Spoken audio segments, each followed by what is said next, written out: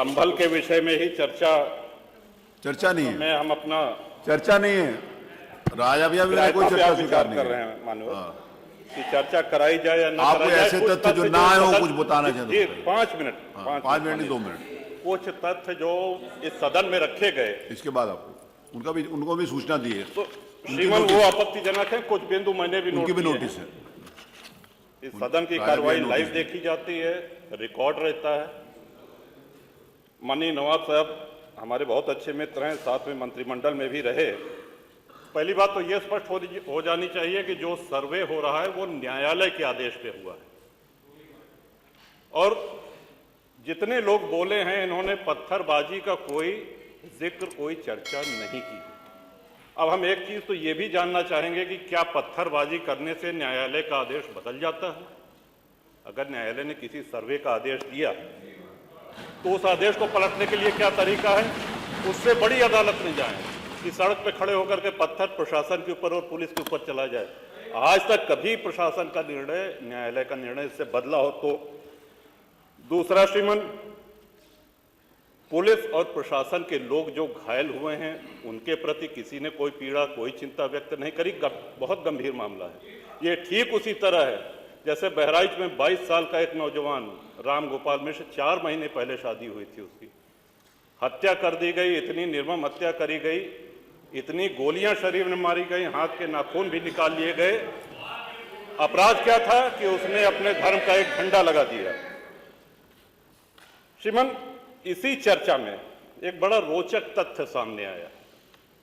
माननीय नवाब साहब ने कहा कि कुंदरकी में लूट हुई है, लूट करके, वोट लूट करके ये विधायक बन गए हैं। वरना कुंदरकी में 65% मुसलमान हैं, 35% हिंदू हैं, तो रामवीर सिंह कैसे जीत जाता?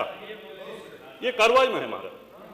तो मनोहर, एक सवाल हम ये भी करना चाहते हैं कि जिन विधानसभाओं में मुस्लिम मतदाता की संख्या हिंदू से कम है, क्या वो लूट करके विधायक बन के आते हैं? या क्या हिंदू बाहुल्य जो विधानसभाएं हैं वो मुसलमान को वोट नहीं देती? इस हिसाब से तो यही लगता है कि सबसे बड़ा आश्चर्य धरती का यही हो गया कि जब 65% मुस्लिम है तो हिंदू कैसे जीत गया? आज पहला दिन है इन लोगों का सदन में। हमने अनुरोध किया था जो नए सदस्य जीत के आए हैं कम से कम परिचय करा दें, हम लोग भी पहचान लें। हमारा कोई परिचय नहीं है रामवीर जी से, लेकिन वो निर्वाचित सदस्य हो चुके हैं, सदन के सम्मानित सदस्य हैं, उनका इस तरह से अपमान करना, उनको लुटेरा कहना, ये तो आपत्तिजनक है। और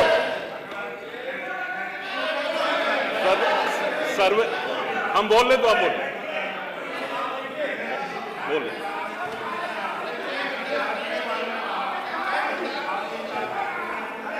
माननीय अध्यक्ष जी, 2 मिनट में अपनी बात 2 मिनट में अपनी बात समाप्त कर रहा हूं। 2 मिनट में अपनी बात समाप्त कर रहा हूं।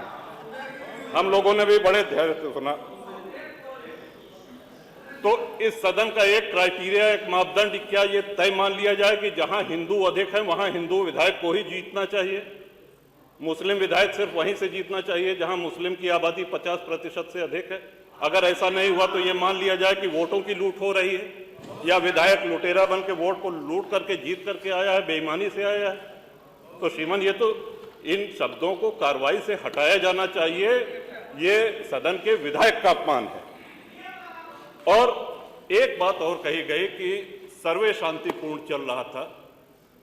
एक हिंदू होने के नाते, एक सनातनी होने के नाते माननीय अध्यक्ष जी, हम तो ये कहते हैं कि न्यायालय किसी भी मंदिर पर सर्वे का अगर कोई आदेश करती है तो मैं नहीं समझता कि किसी भी सनातनी, किसी भी हिंदू को कोई आपत्ति होगी।